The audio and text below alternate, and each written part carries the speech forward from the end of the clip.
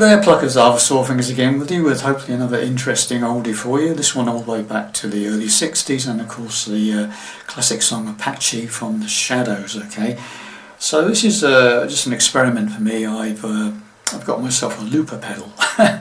So I've recorded the rhythm track on the looper pedal, and I'm playing against my own rhythm track. Okay, so if anybody's interested in learning how to play this song, if they haven't learned it already, let me know, get some feedback going, and I'll break it down and show you what I did. Okay, thanks very much.